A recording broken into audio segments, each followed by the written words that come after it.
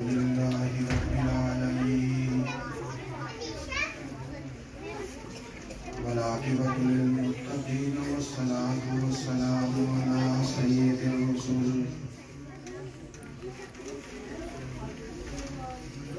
والصلاة والسلام على سيد الرسل وخاتم النبيين وعلى آله وأصحابه الطيبين الطاهرين لا سيما الخلفاء الراشدين المهديين ولعنة الله على أعدائهم وأعداء الإسلام والمسلمين أما بعد أعوذ بالله من الشيطان الرجيم بسم الله الرحمن الرحيم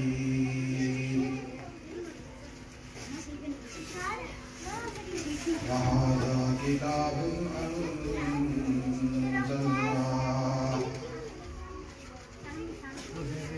أنزلناه مباركا فاتبعوه واتقوا لعلكم ترحمون قال الله تبارك وتعالى في مقام آخر وأطيعوا الله والرسول لعلكم ترحمون صدق الله العظيم اللهم صل على سيدنا ومولانا محمد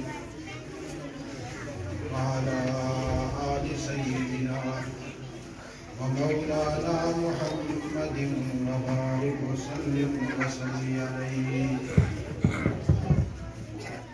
صلاة دائما أبدا أبدا على حبيبك خير الخلق كلهم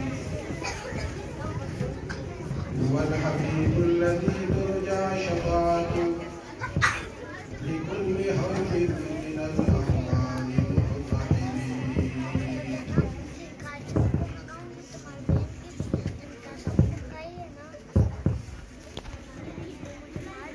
میرے انتہائی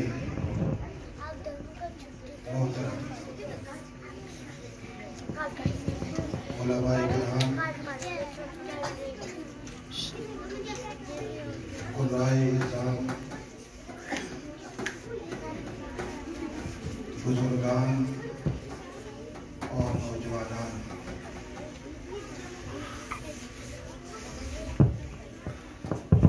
یہاں اس پروگرام میں شریک خواتین میری مائیں بہنیں اور بیٹیاں اللہ رب العالمین کے بے انتہا احسان کے ساتھ آپ کے اس مدرسے اور مسجد میں قرآن پاک کی تعلیم کو زندہ کیا ہوا ہے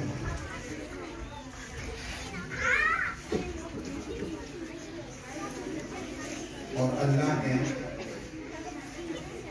یہ توفیق بخشی ہمارے انتہائی محترم اور عزیز مولانا فیضان صاحب کو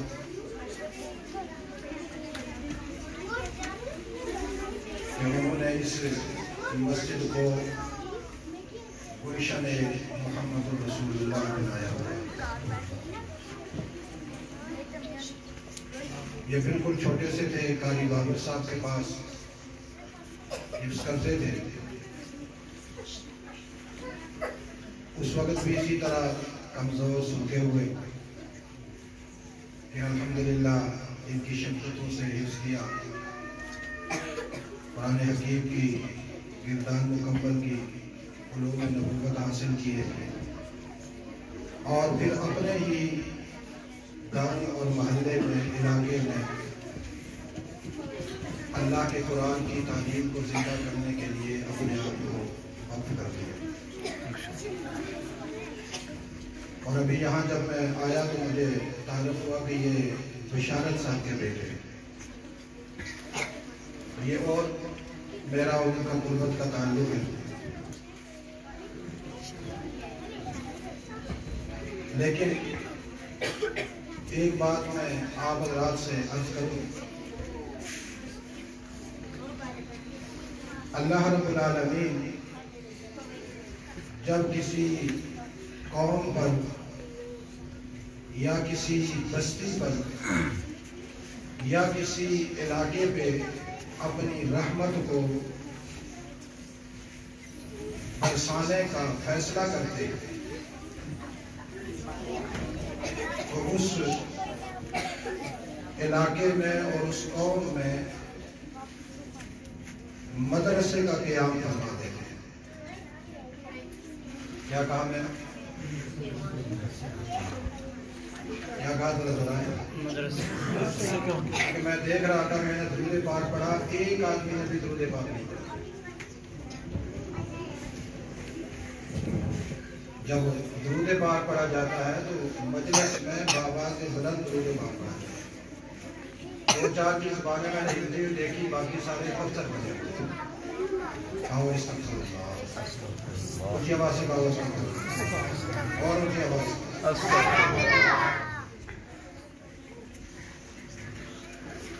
جو جملہ میں نے کہا اس کو دہراؤ تاکہ مجھے پتہ چلے کہ میں گفتگو کے درمیان میں نہیں بیٹھا ہوا، ان کے پاس بیٹھا ہوا ہوں جن کو اللہ نے زبان عطا فرمائی.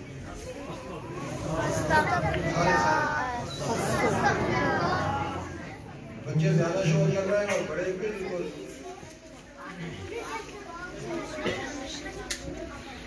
جب اللہ کسی قوم پر اپنی رحمت کا بادل برساتے ہیں تو وہاں کیا کرتے ہیں؟ مدرسے کا قیام ہوتا ہے. وہاں مدرسہ بنتا ہے. یہ ہیٹر ہٹا دیں،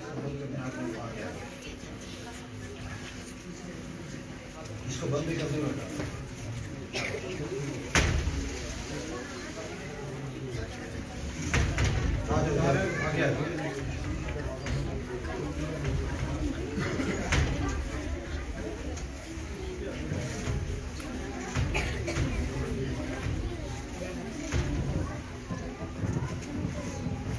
مدرسے کا قیام اس علاقے میں تب ہوتا ہے جب اللہ اپنی رحمت متوجہ کرتے ہیں، بادل کی طرح سایہ بنا کر لاتے ہیں. جب مدرسہ کھلتا ہے، قرآن پاک کی تعلیم جاری ہوتی ہے تو وہ ساون کے بارش کی طرح چھم چھم برسنا شروع ہو جاتی ہے. اور جس بستی پر، جس قوم پر، جس علاقے پر اللہ اپنے عذاب کا فیصلہ فرماتے ہیں، وہاں اللہ مدرسے کو اگر وہ قائم ہے اس کو ختم کر دیتے ہیں، اسے غیر آباد کر دیتے ہیں، یا وہاں سے اللہ اٹھا کر کسی اور علاقے میں منتقل کر دیتے ہیں جہاں پر اللہ کی رحمت کی ضرورت ہوتی ہے. اور اس بستی اور قوم پر اللہ اپنا عذاب مسلط کرتے ہیں. یہ جو جملہ میں نے آپ کے سامنے عرض کیا یہ میرا فلسفہ نہیں ہے. اس پر قرآن پاک کا نص موجود ہے، قرآن پاک کی آیت موجود ہے. اسی کے ضمن میں یہ بات ذرا قابل غور ہے. جب اللہ کسی انسان پر اپنا عذاب مسلط کرتے ہیں اور اس کا نام اپنے باغیوں میں لکھتے ہیں، اس وقت اس کی زبان پر مدرسوں کے خلاف الفاظ جاری ہو جاتے ہیں. مدرسہ چلانے والے علماء معلمین کے خلاف، علماء دین کے خلاف اس کی زبان چلنا شروع ہو جاتی ہے.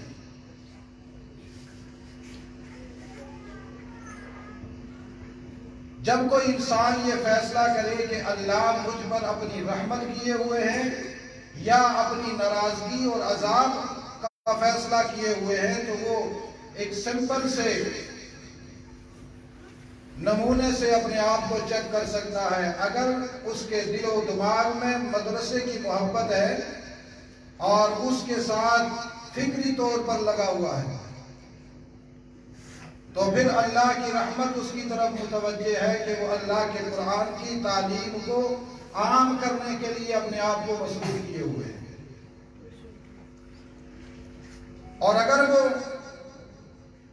مکتب اور مدرسہ کے خلاف کوئی نہ کوئی پروپیگنڈا، کوئی نہ کوئی ایسا جملہ جس سے مدرسے کی عزت پہ حرف آتا ہے، اس کی زبان سے نکلتا ہے، دماغ میں آتا ہے، یا ان افراد کے گروہ میں شامل ہو جاتا ہے کہ جو اس کو ناکام کرنے کی کوشش کرتے ہیں، تو وہ سمجھ لے کہ اللہ نے اس کے دل پہ اپنے عذاب کی سیاہی اتار دی ہے، اب یہ اللہ کا باغی ہے۔ اور مجھے دلی طور پر بڑی خوشی ہوئی کہ اس مسجد میں ایک بہترین انداز میں قرآن پاک کی آواز لگ رہی ہے، اور یہ آواز آپ کو کیا معلوم کہ یہ کیا آواز ہے؟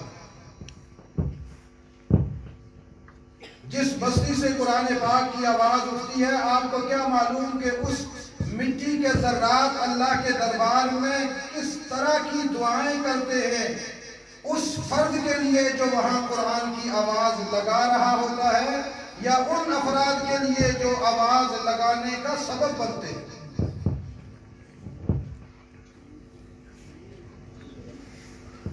مٹی کے ذرات اللہ کے دربار میں عرض کرتے ہیں، اللہ تو کتنا رحیم ہے مجھ پر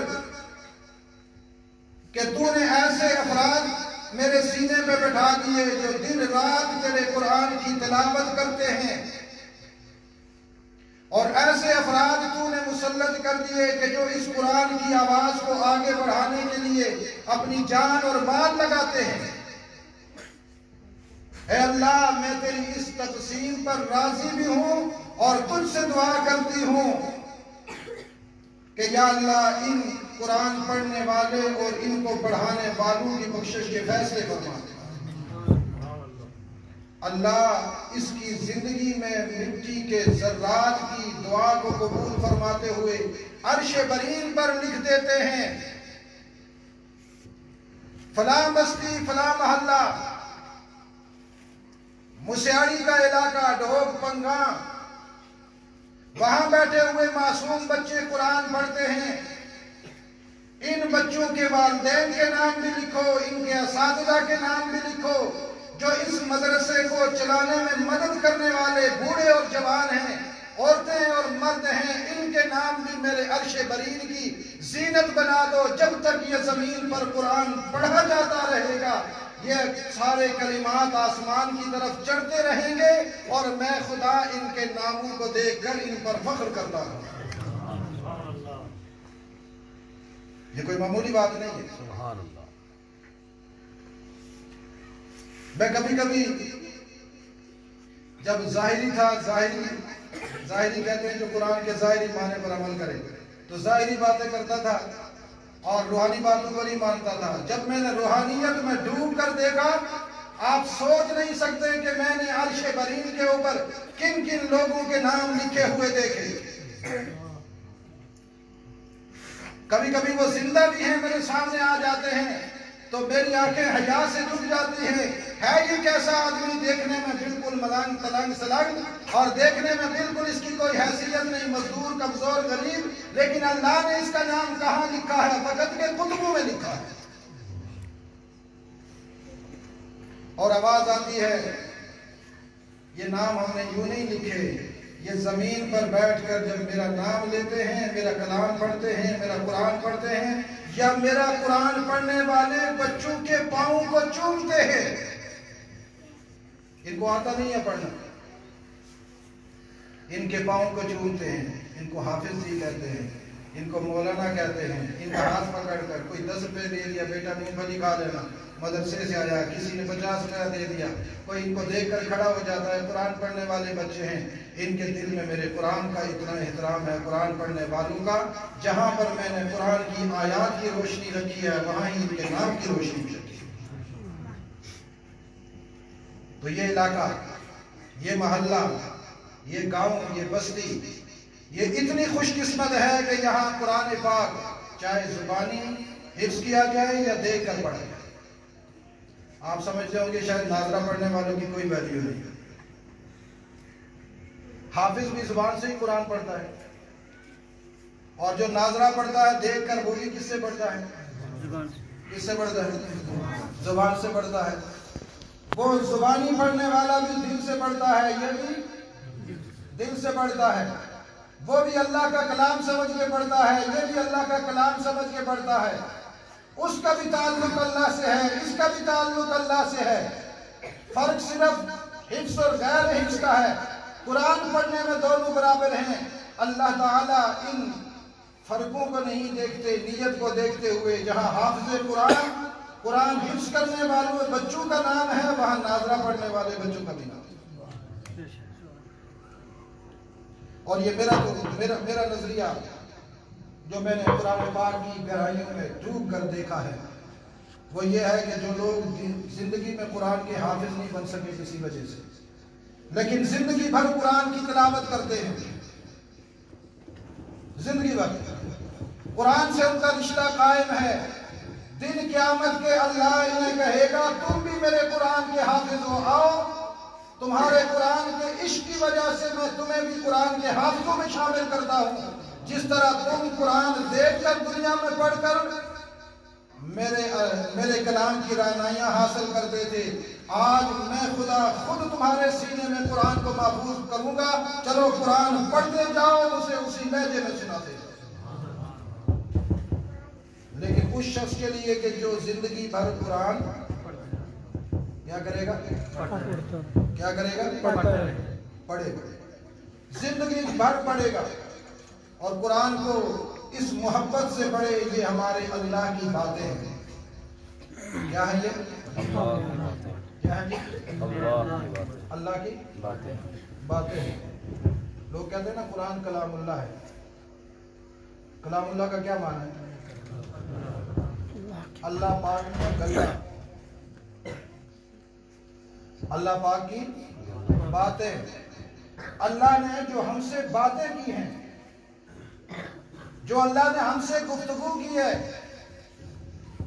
وہ اللہ کی باتیں، اللہ کا کلام، اللہ کے فرامین، اللہ کی ہدایات، اللہ کی طرف سے بھیجے ہوئے اصول، اللہ کی طرف سے بتلائے ہوئے مسائل، اللہ کی طرف سے بتلائے ہوئے احکام، اللہ کی طرف سے بتلائے ہوئے قانون، یہ قرآن پاک ہے۔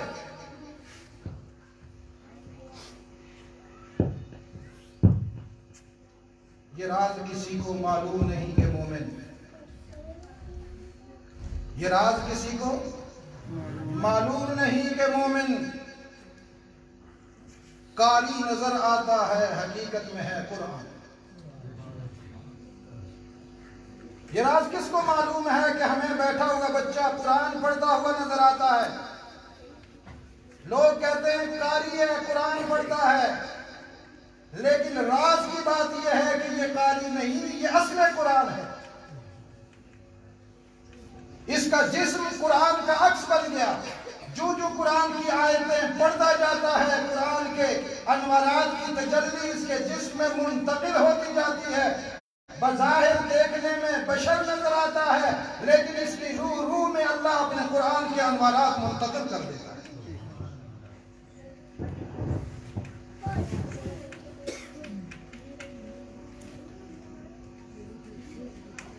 قرآن پڑھنے سے آدمی نورانی بنتا ہے۔ بولیے کیا بنتا ہے؟ کیا بنتا ہے؟ کیا بنتا ہے؟ نورانی بنتا ہے۔ قرآن کا نور منتقل ہو جاتا ہے، وہ حقیقت قرآن بن جاتا ہے، مجسمہ قرآن بن جاتا ہے، عکس قرآن بن جاتا ہے، شکل قرآن بن جاتا ہے، شبیہ قرآن بن جاتا ہے۔ اسی لیے جتنا احترام قرآن پاک کا ہے اتنا ہی احترام قاری قرآن کا ہے۔ ہمارے یہاں جب چھوٹے تھے نا، اب تو مسئلے بدل گئے، اس وقت جب قرآن جس نے اٹھایا ہوا ہوتا تھا اس کے آگے کوئی نہیں چلتا تھا، اس کے آگے کوئی نہیں چلتا تھا۔ تو جو بچہ حافظ قرآن ہوتا تو بڑے سے بڑے لوگ بھی اس سے آگے نہیں چلتے تھے۔ میرے ساتھ اب بھی یہی ہے، میرے خاندان میں فیملی میں کوئی بڑے سے بڑا میرے آگے نہیں چلتا۔ بعض بار مجھے شرم آ رہی ہوتی ہے، سفید ریش بوڑھے میرے آگے، مجھے وہ آگے کرتے ہیں۔ مجھے بچپن سے بالکل چھوٹا سا تھا تب بھی مجھے آگے کرتے تھے۔ تو میں نے کہتا ہوں آپ کی داڑھی سفید ہے، میری کالی ہے، مجھے حیا آتی ہے۔ وہ کہتے نہیں، قرآن کی احترام۔ لیکن اب آپ نے دیکھا ہوگا کہ قرآن پاک کے قاری اور عالم کا کیا احترام ہوا، بڑے بڑے خاص بندے ہوتے ہیں، اس کہتے ہی نہیں کہتے۔ اور میں نے بعض بے ایمانوں کو دیکھا کہ وہ جان بوجھ کر قرآن پڑھنے والے سے آگے چلتے ہیں اور اس کو پیچھے رکھتے ہیں تاکہ ہماری چلنے والی یہ جو بارات ہے اس کا سٹیٹس ڈیگریڈ نہ ہو جائے۔ اور وہ ہمارے سیدھے سادے مسلمان جو تھے وہ کہتے تھے کہ آگے حافظ صاحب ہوں گے، مولانا صاحب ہوں گے، استاد صاحب ہوں گے۔ کیوں؟ اس لیے کہ جو احترام قرآن کا ہے وہی احترام کس کا ہے؟ ان کا ہے۔ اور میرے عزیزوں بات سنو ذرا، ادھر توجہ۔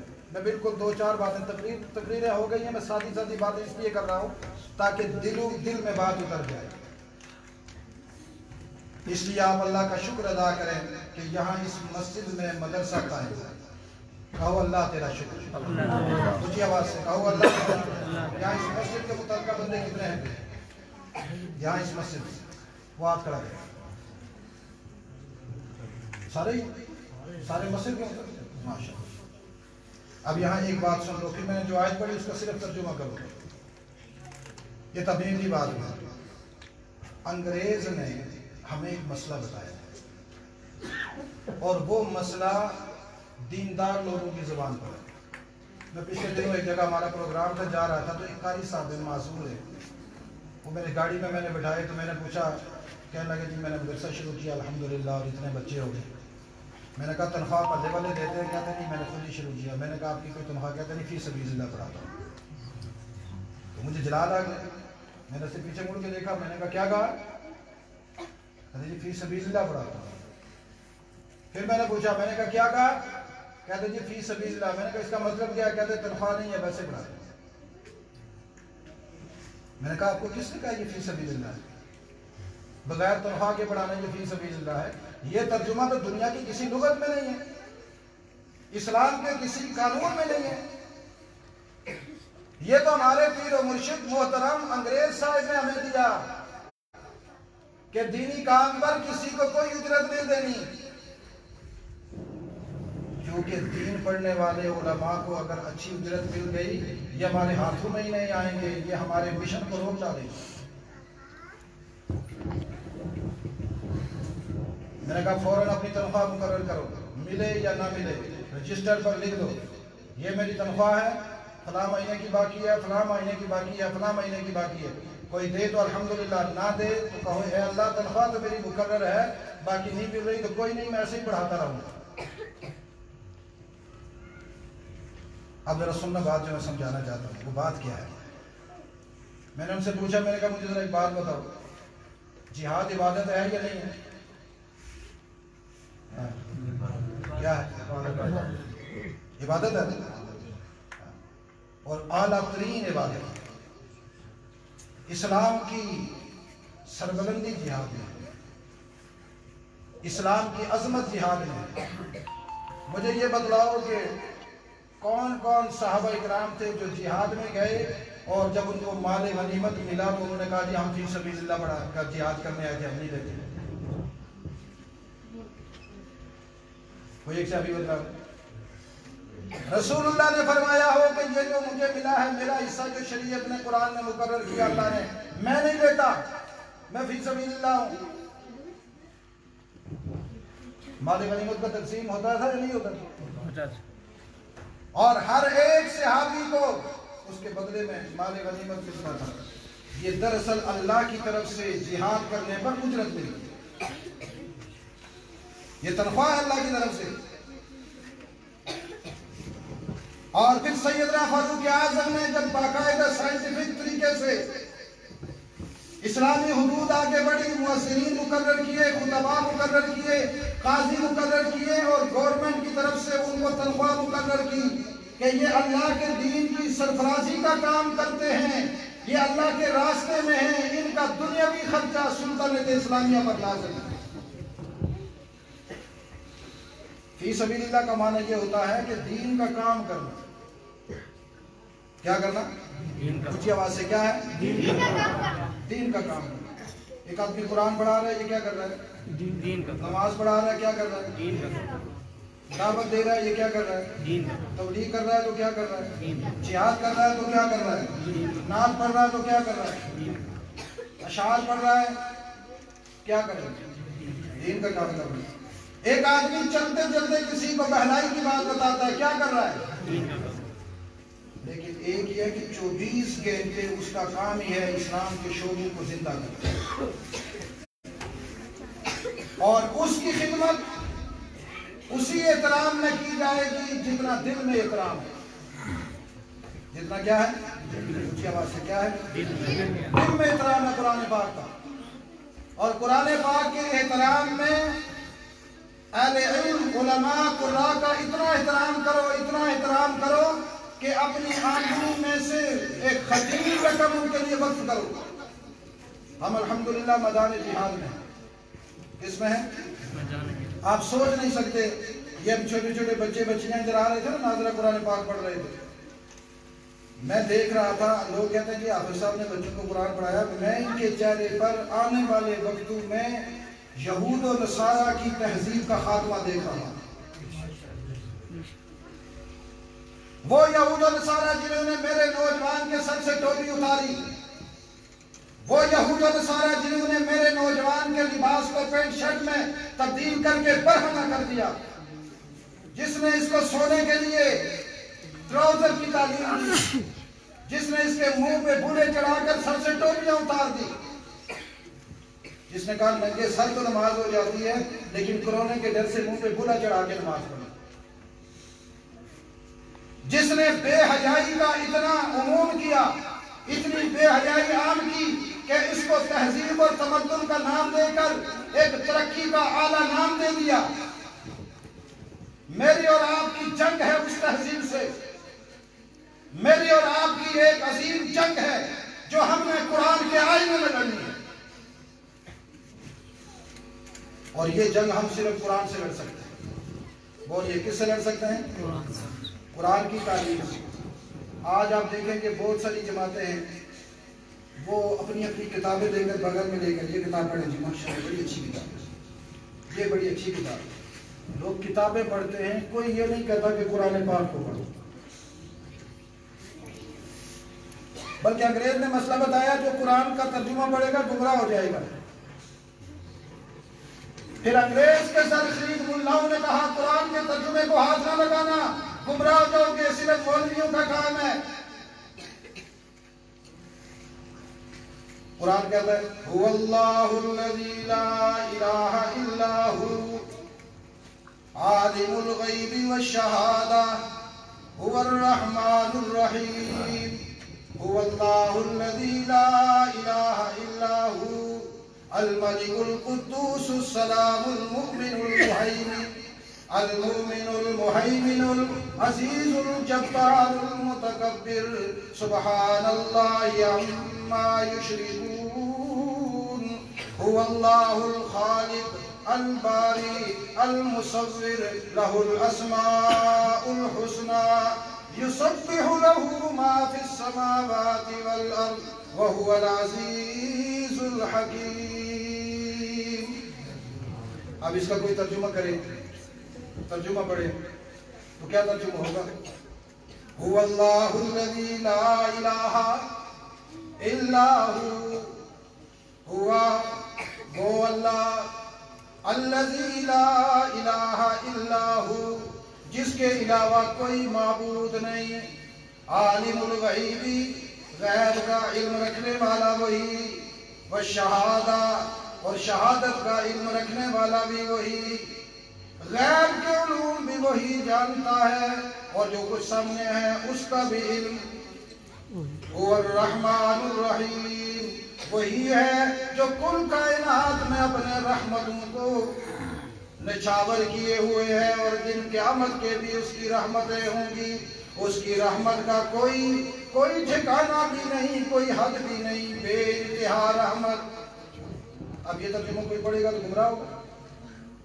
बोलो नहीं होगा ना? अल्लाह, इसलिए मैं आपसे कहता हूँ कुरान पाक तर्जुमे से पढ़ें। कुरान पाक, उलमा कहते हैं कि कुरान पाक के अल्फाज पढ़ने से सवाब होता है। मैं भी मानता हूँ।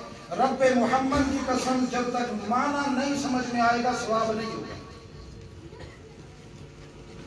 बिल्कुल नहीं। सहाबा इकराम की जो तिलावत थी ना, जिसपे सवाब होता था, वो इसलिए था सहाबा माना समझते थे। सहाबा इकराम माना समझते थे, फिर माना समझकर जब उसकी तिलावत करते थे तो अल्फाज पे सवाब मिलता था। बगैर माना मफहूम के कुरान पढ़ने से कहाँ सवाब मिलेगा? इधर कुरान पढ़ के सवाब मिलेगा, बाहर निकलेगा कुरान के खिलाफ करेगा, अल्लाह की लानत आएगी। जो सवाब आया था वो भी बर्बाद हो जाएगा।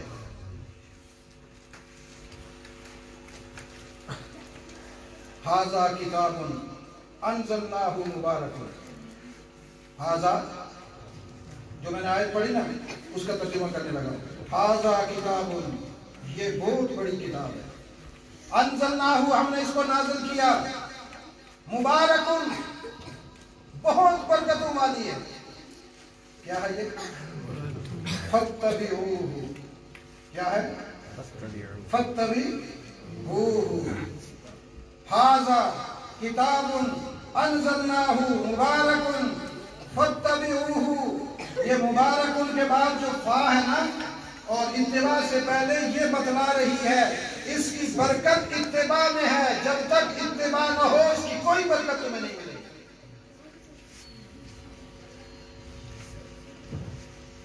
वत्तकू, और इत्तिबा करते करते ध्यान रखना। वत्तकू का माना क्या है? ऊंची आवाज से तर्जुमा करो, मैं बात खत्म करूं। वत्तकू, ध्यान रखना, ख्याल रखना। वत्तकू का माना डरना नहीं है, डरते रहते, ये कोई तर्जुमा नहीं है। क्यों डरे हम अल्लाह से? अल्लाह कोई भला है?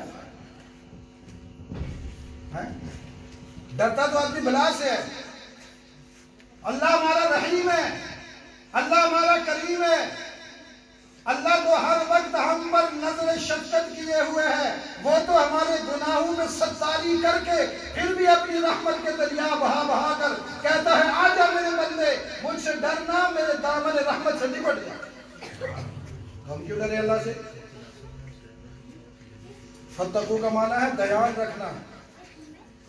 जो तुमने कुरान की इत्तिबा करनी है इसमें ध्यान रखना, कहीं इत्तिबा से आगे पीछे हो जाना। लअल्लकुम तुरहमून, जब तुम कुरान की इत्तिबा करोगे,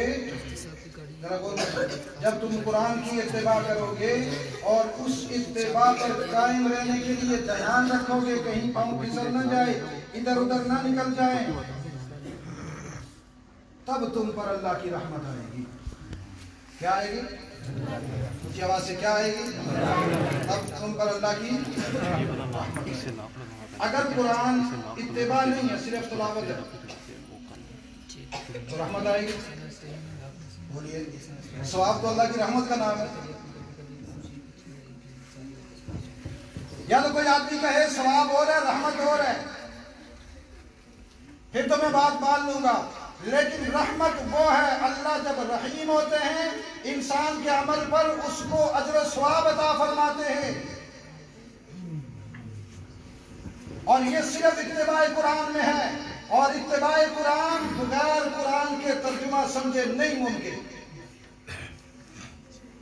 बगैर कुरान का तर्जुमा समझे, कुरान पाक का तर्जुमा समझना, फिर कुरान पाक की इत्तिबा इस तरह करना जैसे असहाब मोहम्मद ने की। کس نے کی ہے؟ اونچی آواز سے کس نے کی ہے؟ کس نے کی ہے؟ ہمیں کوئی پوچھے نا بھائی کیسے اتباع کریں، ہمیں تو پتہ ہی نہیں ہے، ہمارے پاس موجود ہے سیکٹر۔ ہم برملا کہتے ہیں ابو بکر کو دیکھو متبع قرآن ہے، عمر کو دیکھو متبع قرآن ہے، عثمان غنی کو دیکھو متبع قرآن ہے، علی حیدر کرار کو دیکھو متبع قرآن ہے، حسنین کریمین کو دیکھو متبع قرآن ہے، ابو سفیان کو دیکھو متبع قرآن ہے، معاویہ بن ابی سفیان کو دیکھو متبع قرآن ہے، بلال کو دیکھو متبع قرآن ہے، عبداللہ ابن مسعود کو دیکھو متبع قرآن ہے، سلمان فارسی کو دیکھو متبع قرآن ہے، اور عبداللہ بن عمر کو دیکھو متبع قرآن ہے، عبداللہ بن عباس کو دیکھو متبع قرآن ہے، بدری صحابہ کو دیکھو متبع قرآن ہے، احدی صحابہ اکرام کو دیکھو متبع قرآن ہے، احزاب والے صحابہ کو دیکھو متبع قرآن ہے، مہاجرین کو دیکھو متبع قرآن ہے، انصار کو دیکھو متبع قرآن ہے، والذین اتبعوہم بإحسان صحابہ کو دیکھو متبع قرآن ہے۔ محمد قرآن کے قاری ہیں، قرآن اللہ کی کتاب ہے، گر چلنے والے صحابہ اکرام محمد رسول اللہ کی معیت میں جملہ صحابہ متبع قرآن بھی ہے، متبع قرآن بھی ہے۔ تو پھر اتباع بلا صحابہ ناممکن، اتباع بغیر صحابہ کے ناممکن، دھیان رکھنا بغیر صحابہ کے ناممکن۔ جب ہم صحابہ کے طریقے کو اپناتے جائیں گے اتباع قرآن آتا جائے گا، آتی جائے گی، اتنی اتباع آئے گی کہ اللہ عرش بہین سے اعلان کریں گے میری رحمت کے مستحق تم ہو۔ تو معنی یہ سمجھ میں آیا کہ صرف قرآن کی اتباع سے اللہ کی رحمت آتی ہے۔ اور جو دوسری آیت میں نے پڑھی تھی اس کا ترجمہ یہ ہے وَأَطِیعُوا اللَّهَ وَالرَّسُولَ لَعَلَّکُمْ تُرْحَمُونَ، اللہ کی بات مانو، اللہ کے رسول کی بات مانو، اللہ کی اطاعت کرو، اللہ کی اطاعت، اللہ کے رسول کی اطاعت کرو، اللہ کی اطاعت، اللہ کے رسول کی اطاعت قرآن میں کس میں بابر فرمایا لعلکم، تاکہ تم پر رحمت ہو، تم پر رحمت کی جائے۔ معلوم یہ ہوا کہ جو اللہ اور اللہ کے رسول کی بات نہیں مانتا اس پر اللہ کی رحمت، جو قرآن پاک کو اپنا متبوع نہیں بناتا اور اس کا متبع نہیں بنتا اس پر اللہ کی رحمت۔ اب لوگ کئی دفعہ کہتے ہیں جی دعا فرمائے اللہ ہمیں رحمت فرمائے، میں اس کی شکل دیکھتا ہوں تو قرآن کے خلاف ہوتا ہے، اس کی جماعت دیکھتا ہوں تو قرآن کے خلاف ہوتی ہے، اس کی دنیا دیکھتا ہوں تو قرآن کے خلاف ہوتی ہے، میں کیسے دعا کروں اللہ اس پر رحم فرما؟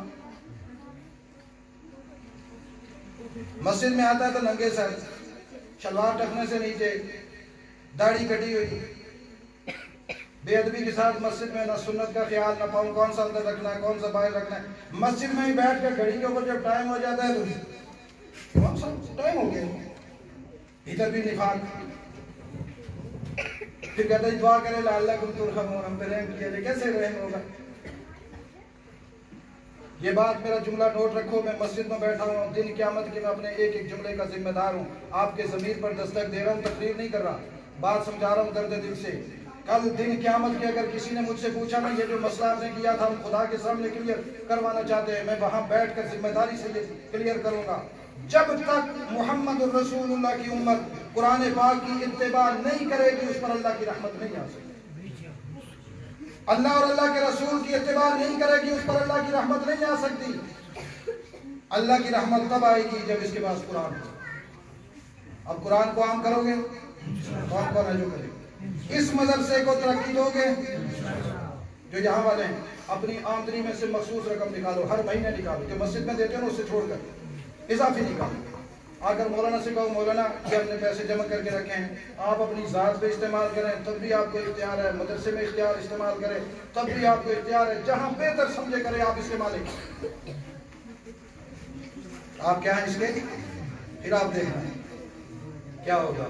میں ذمہ دار ہوں انشاءاللہ، میں ذمہ دار ہوں، ضامن ہوں اس بات کا دن قیامت کے، اگر آپ نے اپنی دولت کو مدرسے کے لیے اس طریقے سے لگایا کہ مولانا کو دیا، مولانا آپ اس کے مالک جو مرضی کر دیں، ادارے پہ خرچ کریں، بچوں پہ خرچ کریں، ذات پہ خرچ کریں، یہ آپ کی اختیار میں ہے، یا ہم نے اضافی آپ کو دیا ہے، انشاءاللہ دن قیامت کے جہاں علماء کھڑے ہوں گے ان کی انگلیاں پکڑ کر آپ کھڑے ہوں گے، اور یہ میں ضمانت دیتا ہوں کہ علماء پتہ کہاں کھڑے ہوں گے، بتا دو آج جو لوگ مولویوں پہ اعتراض کرتے ہیں، میں وہ ان کو بھی کہا کرتا ہوں آپ تو محبین ہیں، آپ کو ہی بتا دیں علماء کہاں کھڑے ہوتے ہیں؟ علماء صحابہ کے قدموں میں، اور بڑی موج مستی میں ہوں گے۔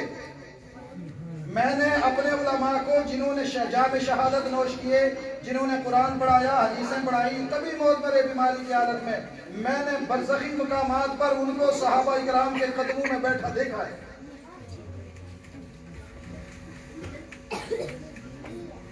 مجھے تسلی ہے بحمد اللہ تعالی، شرح صدر ہے، علماء کے ہاتھ صحابہ کے ہاتھوں میں ہوں گے، یہ زنجیر ہے۔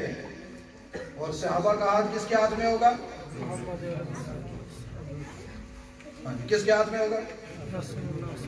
امام الانبیاء جناب محمد الرسول اللہ صلی اللہ علیہ وسلم کھڑے ہوں گے، آپ کی انگلی ابو بکر صدیق نے پکڑی ہوئی ہوگی، بلکہ نانا حضور نے اپنا ہاتھ ابو بکر صدیق کے ہاتھ پہ، دایاں ہاتھ اس کی کلائی پہ رکھا ہوا ہوگا، مضبوطی سے پکڑا ہوا ہوگا، ادھر عمر کا پکڑا ہوا ہوگا، پھر باقی ان کے ہاتھوں کے ساتھ دیگر صحابہ اکرام کے ہاتھ جڑتے جائیں گے جو محمد الرسول اللہ کے ارد گرد ہوں گے۔ حضور بتلائیں گے کائنات کے لوگوں کو، دنیا میں ابو بکر نے ہمارا ہاتھ اس طرح پکڑا تھا، عمر نے اس طرح پکڑا تھا، آج میں قیامت کے دن اسی طرح ان کا ہاتھ پکڑ کر بتلا رہا ہوں کہ ابو بکر بھی میرے ہاتھوں کی قوت میں ہے، عمر بھی میرے ہاتھوں کی قوت میں ہے۔ اور ان کے ساتھ جو حد کا بنتا گیا، قیامت تک آنے والے علماء تک، صحابہ حضور کے وارث، یہ جملہ دہراؤ، صحابہ صحابہ صحابہ، علماء حضور کے وارث، علماء حضور کے وارث، صحابہ حضور کے وارث، علماء حضور کے وارث۔ اور جو وارث ہے نا، وہ اپنے اپنی کیٹیگری میں، اپنے اپنے درجے میں اسی طرح رسول اللہ کی مائیت میں ہوں گے۔ اور علماء کے خلاف، مدرسوں کے خلاف بولنے والے، الیاذ باللہ الیاذ باللہ ثم الیاذ باللہ، وہ اگر سیاسی لیڈروں کے ساتھ ہوں تو جو مرضی کریں، وہ سیاسی لیڈروں کے ساتھ ہوں۔ اور یہ بات میں آپ کو، میں سیاسی لیڈر ترجمہ کرتا ہوں ابو جہل، سیاسی لیڈر کبھی بھی رسول اللہ سے وفا نہیں کر سکتے، کیونکہ رسول اللہ کے دور کا سب سے بڑا سیاسی لیڈر کون تھا؟ ابو جہل نے سیاست کی وجہ سے تو مخالفت کی تھی، ورنہ چھوٹی چھوٹی باتیں تو ماننے کے لیے تیار تھا۔ آج بھی رسول اللہ کے نام لینے والے سیاستدان بھی رسول اللہ کے غدار ہیں، اور ان کی غداری عیاں ہے۔ ان کا ہاتھ ابو جہل کے ساتھ ہوگا، الحمدللہ علماء کا ہاتھ صحابہ اکرام کے ہاتھ ہوگا۔ اس لیے اپنی زندگی بناؤ گے، کون کون سا آدمی ہے جو روزانہ 3 آیتیں ترجمے کے ساتھ قرآن پڑھے؟ زیادہ نہیں، 3 آیتیں۔ جہاں ترجمہ نہ سمجھ میں آئے نا، ویسے آسان آسان ترجمے موجود ہے، دوسرے دن نشان لگا کر مسجد میں آ جائیں، مولانا فیضان صاحب سے کہیں گے ہمیں یہ ترجمہ سمجھا، کوئی مشکل نہیں۔ ابو حنیفہ نہ پڑھنا، صرف قرآن کا ترجمہ پڑھنا۔ ہاں یہ نہ ہو کہ پتہ چلے جی سب سے بڑا مفتی یہی ہے۔ وہ ہمارے تبلیغ والے نا لوگوں کو دین کے ساتھ آیا، جب اب اس کا نقصان یہ ہونا شروع ہو گیا، جو 3 دن لگا کر آتا ہے سب سے پہلے مولانا کو دیکھتے ہیں، دین کی شروعات تو صحیح نہیں ہے، اور ان کی غلطیاں نکالیں۔ بھائی تمہیں دین سیکھنے کے لیے بھیجا تھا، غلطیاں نکالنے کے لیے نہیں۔ اسی طریقے سے تمہیں قرآن کی دعوت دی جا رہی ہے، قرآن کا ترجمہ سمجھیں گے، علماء کی شاگردی میں سمجھیں گے، جہاں نہیں سمجھ میں آئے گا ان سے سمجھیں گے، انشاءاللہ کریں گے، اس مدرسے کو آگے بڑھائیں گے۔ خواتین بیٹھی ہیں، میری مائیں بہنیں، میں ایک حدیث کا خلاصہ آپ کو بتا دیتا ہوں۔ حضور نے فرمایا کہ 2 چیزیں دن قیامت کے انسان کی شفاعت کریں گی۔ کتنی چیزیں؟ 2 چیزیں، ایک روزہ، ایک قرآن۔ ایک روزہ، ایک قرآن۔ مردوں نے تو روزے رکھنے نہیں ہوتے، عورتیں زیادہ رکھتی ہیں، اس لیے میں حدیث ان کے لیے سنا رہا ہوں، ان کا حصہ ہے یہ۔ قیامت والا دن روزہ کہے گا اللہ میں نے اس کو دنیاوی ہر لذت سے روک کے رکھا تھا، وہ طلوع فجر سے پہلے سے لے کر غروب شمس تک، تو اللہ کہے تو پھر کیا ہوا تو نے روک کے رکھا تھا؟ تو وہ کہے گا اے اللہ میں اس کے حق میں شفاعت کرتا ہوں، فشفعنی فیہ، میری شفاعت اس کے حق میں قبول فرما۔ اللہ پاک روزے کو کہیں گے ادھر آ، اس کا جسم ہوگا باہر، ادھر آ، اور روزہ آئے گا اللہ میں نے شفاعت ہی کی ہے، کچھ اور تو نہیں کیا۔ اللہ کہیں گے کیا نا، پھر ادھر آ، پکڑ اس کا ہاتھ، لے جا جنت، لے جا، شفاعت تو کر لی ہے، تو نے اس کو روکا، یہ رکا رہا، اور میرے لیے رکا رہا، لے جا جنت۔ قرآن آ جائے گا، جس نے روزہ نہیں رکھا ہوگا قرآن پڑھنے والا، جو زیادہ قرآن پڑھنے والا، بڈھا بابا، فرشتوں کو اللہ کہیں گے اس کو لے جاؤ، ذرا ذرا آگ دکھا کر لاؤ، انگارے کیسے ہیں؟ قرآن آ جائے گا، کیسے؟ اے اللہ میں نے اس کو رات کو سونا نہیں دیا، پوری رات یہ میری تلاوت کرتا رہتا، میں نے اس کو کہا یہ اللہ کی باتیں پڑھ مجھے، یا اللہ تیری باتیں سمجھ کر پوری رات پڑھتا رہا، حافظ تھا تو نفلوں میں پڑھتا رہا، حافظ نہیں تھا تو کھول کر پڑھتا رہا۔ اللہ قرآن کی طرف مسکرا کر کہیں گے، نوائے گا تو پکڑ اس کا ہاتھ، قرآن کہے گا ہاتھ پکڑوں یا کندھے پہ لے کے جاؤں؟ اللہ فرمائے گا تیری مرضی ہے، میں نے تیرے حوالے کر دیا۔ میرا وجدان کہتا ہے قرآن اس پڑھنے والے، قرآن کی تلاوت کرنے والے انسان کو اپنے کندھے پہ اٹھائے گا، فخر و ناز کرتے ہوئے جنت کے دروازوں کو کہے گا کھل جاؤ، خدا کا قرآن پڑھنے والا قاری قرآن آیا ہے، میں جنت کی سیر کرانا چاہتا ہوں۔ تو پھر کون کون کرے گا جنت کی سیر؟ کریں گے، کوشش کریں گے سنت جو روزے ہیں، سوموار کا اور جمعرات کا، میری مائیں بہنیں بیٹیاں بھی رکھیں، اور یہ نوجوان بھی رکھیں، بوڑھے بھی رکھیں گے۔ ایام 20 کے روزے ہوتے ہیں، چاند کی کون کون سے ہوتے ہیں؟ 13 14 انگریز نے ہمیں وہ تاریخیں بھی نہیں بتائی ہوئی، جو بڑا مسئلہ ہے۔ مئی اپریل تو آتا ہے ہمیں، لیکن سفر، محرم، ربیع الاول یہ کچھ نہیں۔ چاند کی 13 تاریخ کو روزہ رکھنا سنت، 14 کو رکھنا سنت، 15 کو رکھنا، ہر جمعرات کو رکھنا، ہر سوموار کو رکھنا۔ فرضی روزے تو رکھیں گے ہی، نفلی بھی رکھیں گے نا، یہ نفلی روزے شفاعت کے، فرضی بھی کریں۔ اور اپنا رات کو لمبی راتیں، عشاء کے بعد بجائے گپے، ابھی مفتی صاحب کہہ رہے تھے نا کیا نام ہے اس ڈرامے کا، ارتغرل کہ ارتغرل نام بھی نہیں آتا، سب اپنے اپنا تلفظ کرتے ہیں۔ رب محمد کی قسم کھا کر کہتا ہوں، انہوں نے آپ کو اچھے طریقے سے سمجھا دیا، یہ ٹوٹل یہودیوں کی سازش ہے مسلمانوں کو برباد کرنے کے لیے۔ ڈراموں سے قومیں عزتیں نہیں پاتی، قرآن سے لوگ عزتیں پاتے۔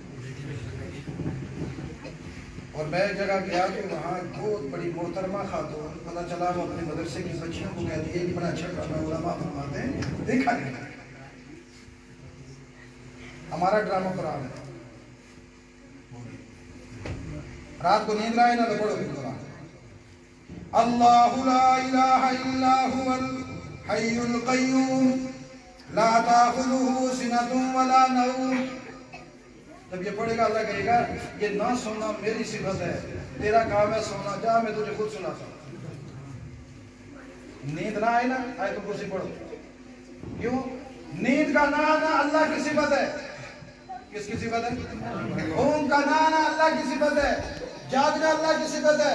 جب یہ بندہ ہو کر کہے گا اللہ مجھے نیند نہیں آتی، پتہ نہیں کیوں نہیں آتی، یہ کہے گا اللہ لا الہ الا هو الحی القیوم لا تأخذه سنۃ ولا نوم له ما فی السماوات وما فی الارض من ذا الذی یشفع عنده الا بإذنہ یعلم ما بین ایدیہم وما خلفہم ولا یحیطون بشیء من علمہ الا بما شاء وسع کرسیہ السماوات والارض ولا یئودہ حفظہما وہو العلی العظیم۔ اللہ فرمائیں گے دیکھ جا، ماں اتنی پیاری تھپکی اپنے بچے کو نہیں دیتی،